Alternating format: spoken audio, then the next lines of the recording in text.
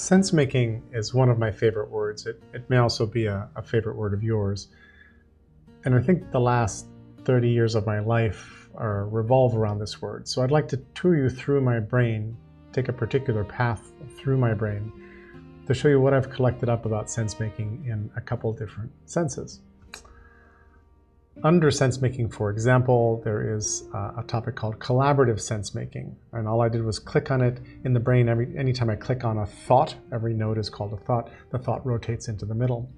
Under collaborative sense-making, which is really brings in the social side of sense-making, because you can sense-make by yourself. Here I have things like collective intelligence. So I'll click down there.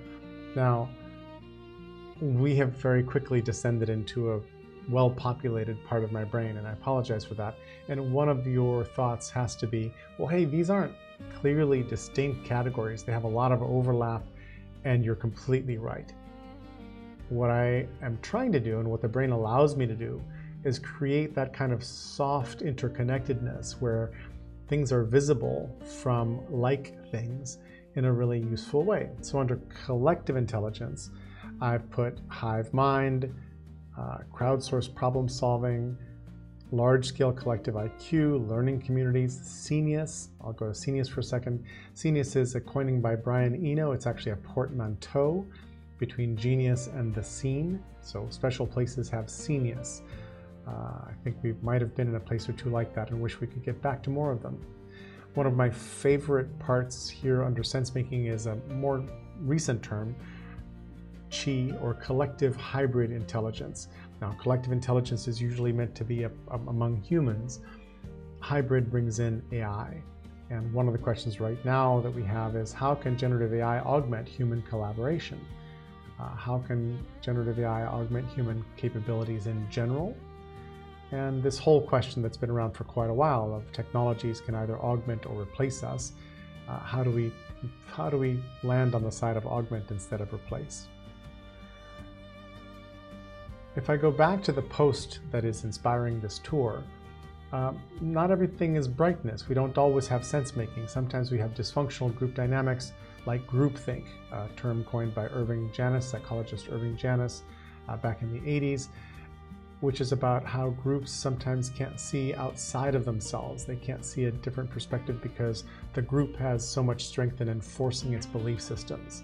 There are other dysfunctional group dynamics around mobs. For example, there is mob psychology, or also herd mentality. Similar terms, not all the same.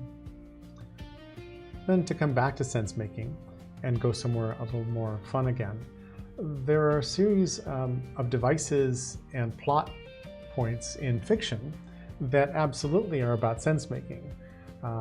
Palantir, notably the name for Palantir Technologies, which is companies and products named after Lord of the Rings. Palantir are seeing stones in the Lord of the Rings series. The Cerebro is a fictional device in the X-Men series that Charles Xavier uses. In Star Trek, we have the tricorder, and we also have the holodeck. So here is the holodeck as well, and the holodeck inspired the Matrix's construct, which is where Morpheus tells Neo that they are just living inside of a simulation.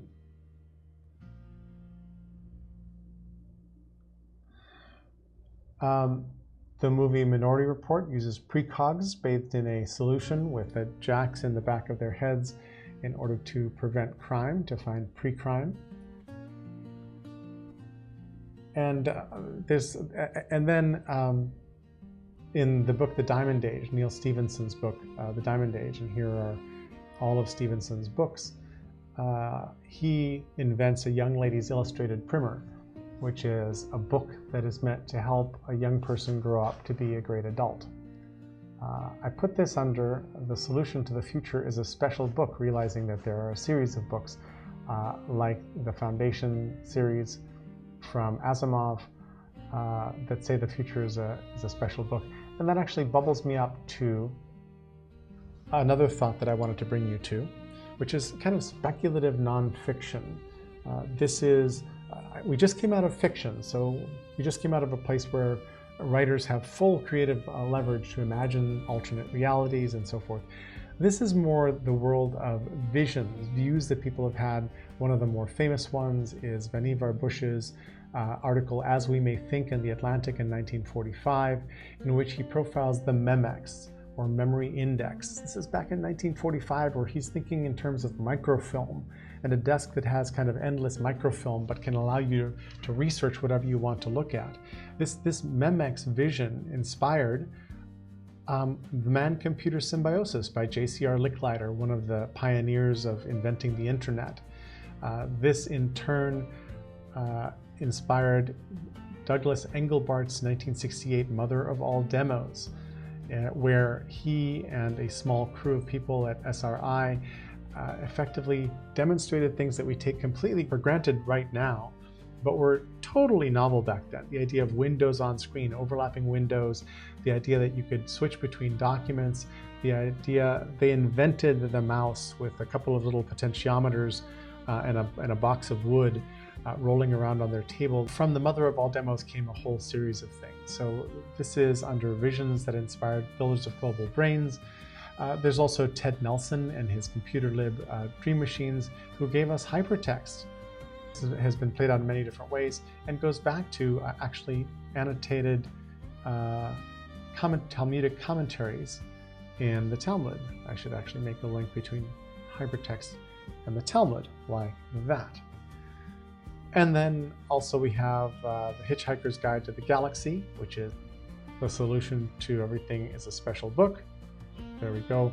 Although this Hitchhiker's Guide in this book is full of errors and mistakes, but still, it's inspired some people to do some fun things.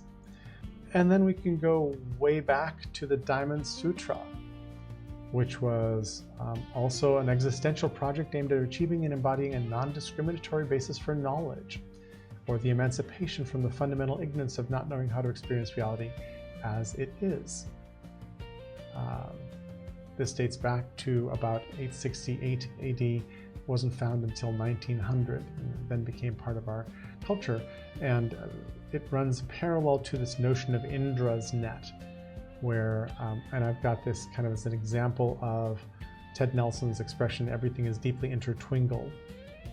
In the intervening years, a lot of people have tried to create technology that would instantiate these many different things. So we have knowledge graphs, which also have personal knowledge graphs, or distributed knowledge graphs, or enterprise knowledge graphs, or if we go back here, distributed knowledge repositories, personal knowledge networks.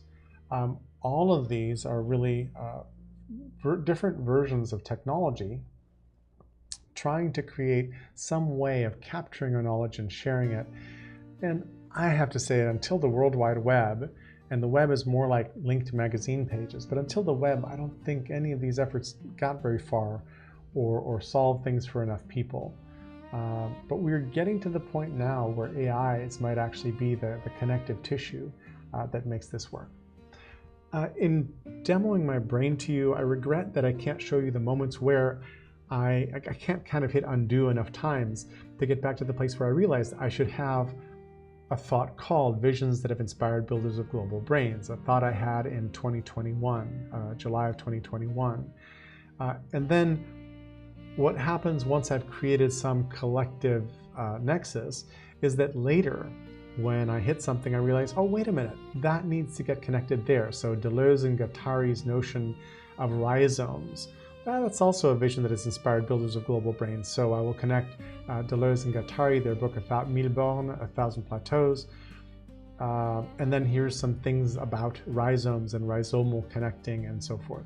Rhizomatic learning, why we teach. Written by Dave Cormier. I don't remember putting this in my brain. He teaches at University of Prince Edward Island. So I'm sorry that I can't rewind to show you the moments of insight, because it's those moments of insight that are the fruits of the collaboration between me and this external memory. Now, there are many others.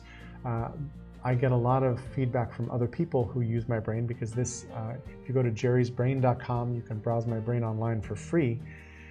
And there are many other kinds of payoff from having done this for a while, but this is one of the really big ones, is having a neighborhood where you can see related, connected, contextual issues, and you can see who wrote about them, who explored them. You can ask yourself big questions. You can answer your questions with the best knowledge available, and you can keep coming back to the same places. One of the things I think we fail on these days is having persistent places that we know we can go back to. Everything is evanescent. Everything is a new search, a new query. We don't really have a place where we put things where it stays.